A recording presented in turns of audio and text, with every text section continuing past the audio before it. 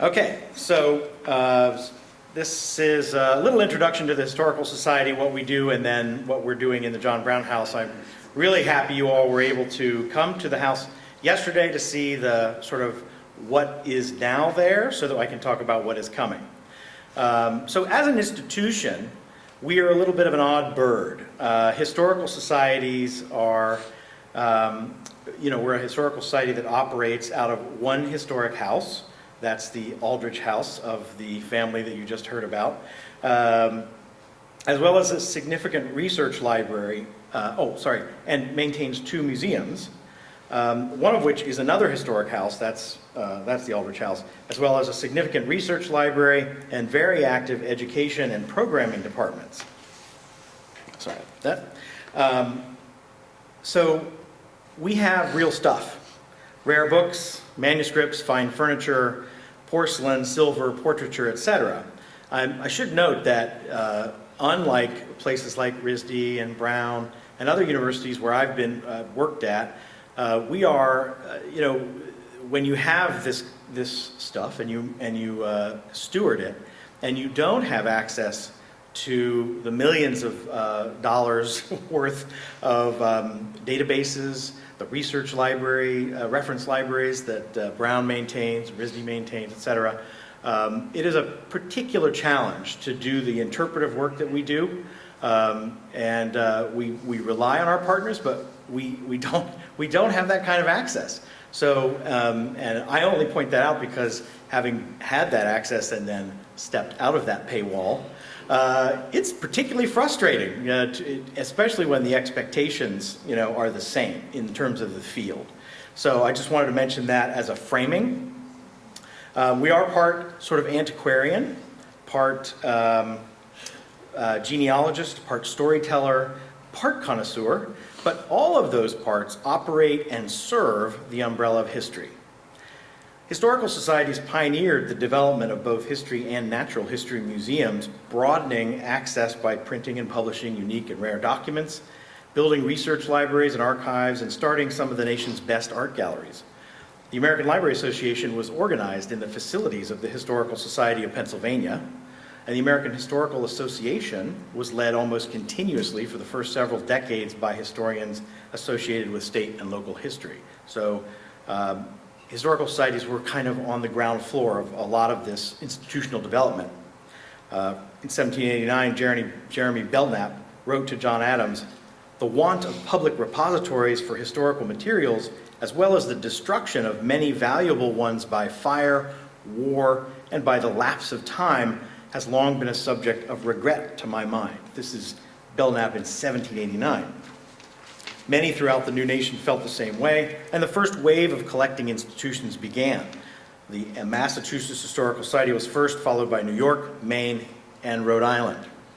Our first meeting was held at the Rhode Island Historical Society on July 19th, 1822, so we just celebrated our 200th anniversary.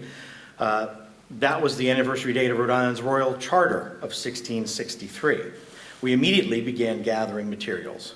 Our early records detail long lists of books, manuscripts, and artifacts, which initially were stored on the shelves of the Senate chamber of the old State House on Benefit Street. In 1844, we were able to construct the Cabinet Building, according to one historian, the first American building specifically designed for a historical society. It stands on Waterman Street, across from Manning Hall at Brown University now. Still stands. The scope was statewide, and we maintained a southern cabinet in Newport at the Redwood Library until 1878, when the Newport Historical Society took over coverage of that area. After the Civil War, when we focused on researching Native American sites, genealogical sources, and publishing town histories and biographies of notable Rhode Islanders. A collection of paintings filled a gallery was opened in the Cabinet Building in 1891. Women began lecturing even before they became eligible for membership in 1890, and we began school programming for children in 1913. In 1942, John Nicholas Brown offered us the John Brown House, and we sold the Cabinet Building to Brown and moved in. Of course, we filled the space immediately, also a perpetual issue, which was relieved again in 1962 when we purchased the old Tockwotton branch of the Providence Public Library on Hope and Power Streets, itself a converted church. That's the site of our current research center.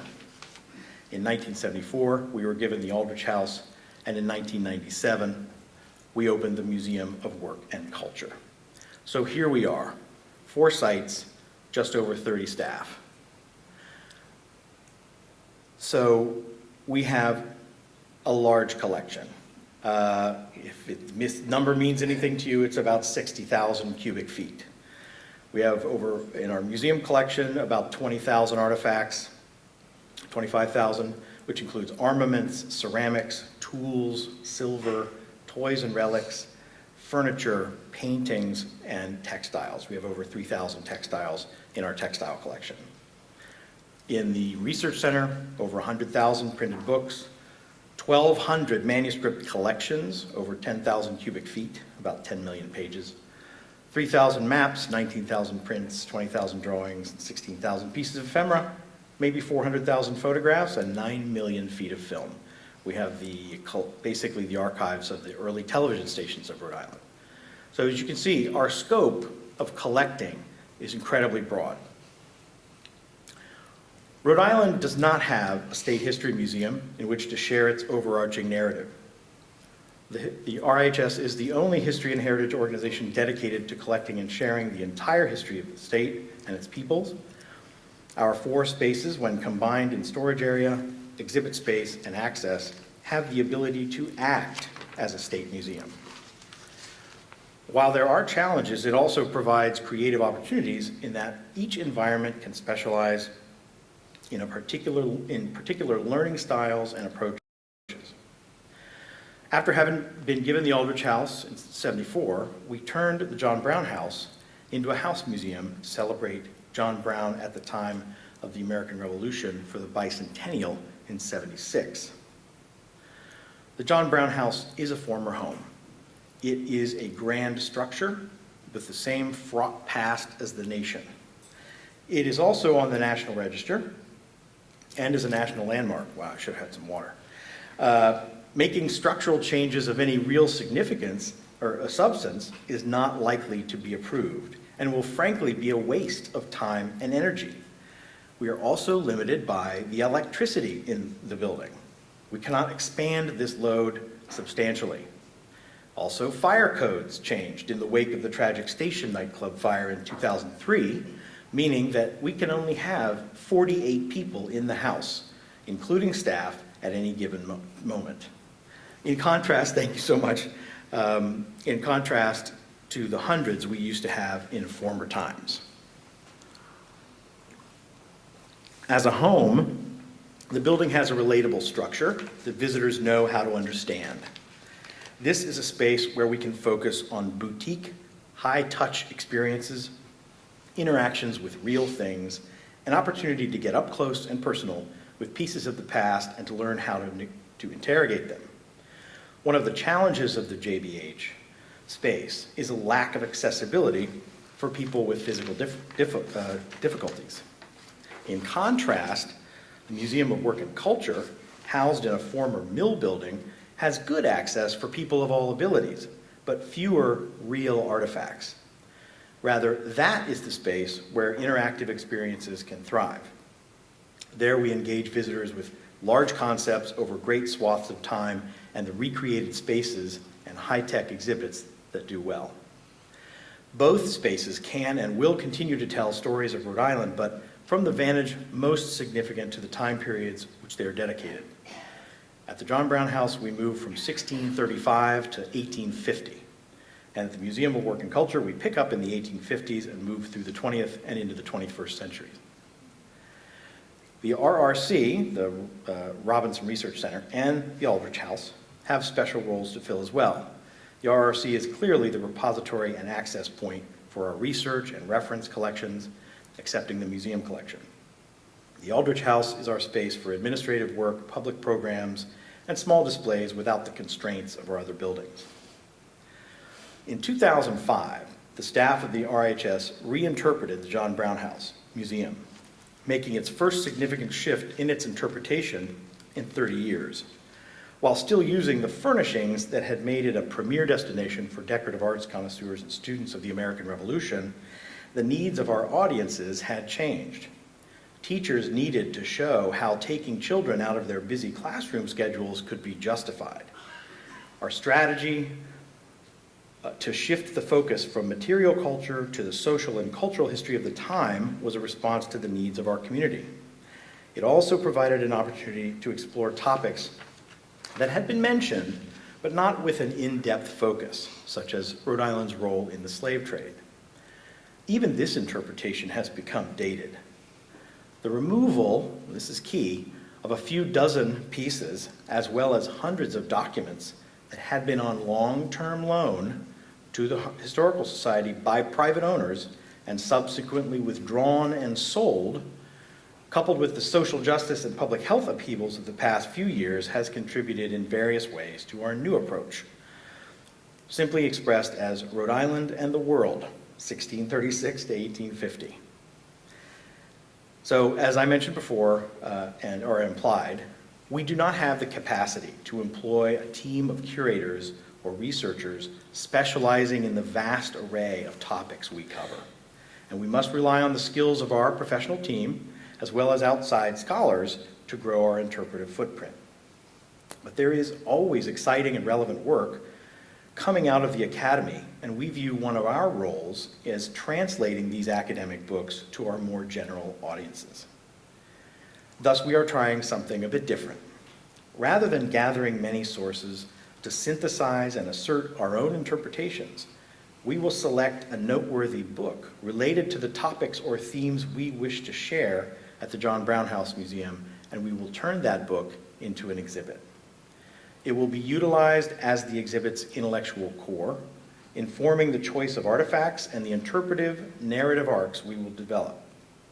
We will be very transparent about the author and the work, and we hope to work with authors to make sure that our translation honors their work. For each exhibit, we will create a narrative text, display pertinent objects and documents, as well as pose dialogic questions for deeper engagement. Each exhibit may prompt the creation of or a revision of a module of our online textbook of Rhode Island history in Compass, and the development of units or lesson plans. We will hold professional development sessions and tours for teachers as members of our education department are part of the state's committee to establish social studies standards. Docents will be given training on the topics. In addition, we will hold public programs such as book talks with the scholar and have the book for sale in our shop.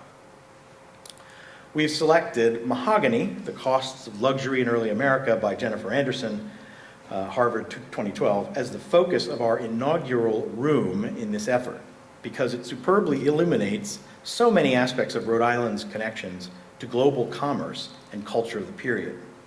The display, which will open in early 2024, will be entitled From Forest to Foyer, Rhode Island and the Mahogany Trade. It will trace the production and consumption of mahogany and its rise as a commodity which paralleled and contributed to the rise of mercantile Rhode Island in the global economy. The local story arc, quote unquote, will operate beneath the larger arc of the history of the mahogany trade in the 18th century Atlantic world. It will be the story of the Card brothers, whose businesses are well documented in our collection. And a little bit, just a sneak peek of this topic, this arc. James and Jonathan Card, sons of a retired North Kingstown ship captain, exemplify how some New Englanders participated in the multifaceted mahogany trade. After going to sea at an early age, they both served aboard vessels commanded by Captain Oliver Warner or Captain William Cahoon, both of whom made voyages to the Bay of Honduras. Through them, the Card brothers were introduced to the mahogany trade, but thereafter, their life paths increasingly diverged. For several years, James advanced through the merchant marine, gaining experience in the coastal and transatlantic slave trades. After his promotion to ship captain, he was hired by Warner, now an affluent merchant and ship owner in Newport. At the helm of one of Warner's vessels, James plied regular Atlantic routes, transporting mahogany, sugar, and other plantation produce from the Caribbean and Central America to New England and Europe. James married Sarah Rowles in 1760, the daughter of a successful merchant in Guernsey, which enhanced his social status. They established a modest household in Newport and were assisted by a few enslaved Africans. The women probably did the cooking, baking, cleaning, laundering, sewing, and gardening. The men worked as stevedores, shipbuilders, carters, and sailors, according to their accounts. Once he arrived in the Bay of Honduras, Jonathan Card immediately began purchasing enslaved people to enable him to lay claim to a mahogany works and start logging. His legal claim was made on Spanish Creek, many miles upriver from Belize City, by simply, quote, felling a tree, building a hut, and hanging a grindstone. His labor force soon included 10 to 12 enslaved men who comprised his woodcutting crew. In addition, and these were also specialist sort of seekers of mahogany. They really had to employ people on the ground who knew the area. A small number of enslaved women and children did agricultural work and served as domestic servants on Jonathan's estate, located at an island at the mouth of the Belize River. Among Jonathan's other dependents were his wife Dorothy, Dolly, Taylor, a free woman of color, formerly his housekeeper, and their son Jonathan and daughter Sarah. Although their vantage points differed, the Card brothers, between the two of them, thus fulfilled the roles of mariner, woodcutter, timber shipper, merchant, slave trader, slave master, and mahogany consumer. Among those persons owned by Jonathan Card was Maria Perez, a woman of mixed Spanish and Indian ancestry who was captured and sold into slavery after an English attack on her Yucatan village in 1762. She later developed a relationship with Jonathan's partner, Francis Hickey, who gave some protection to her and her children, although they remained enslaved by the Cards. After her master and his partner both died, however, Maria and her children became the property of Jonathan's heirs, who promptly sought to sell her children. Although they were saved from the auction block at the last moment when local official intervened, the close call underscores the precariousness of life for those in bondage. These are some of the examples of the stories we want to tell in the spaces of the JBH with our artifacts and documents. Each room, paired with an emergent work of scholarship, will be our intervention into a topic, placing Rhode Island in global context for broader audiences. So a couple of the other books will be focused on the China trade, on slavery and slave trade, on textiles.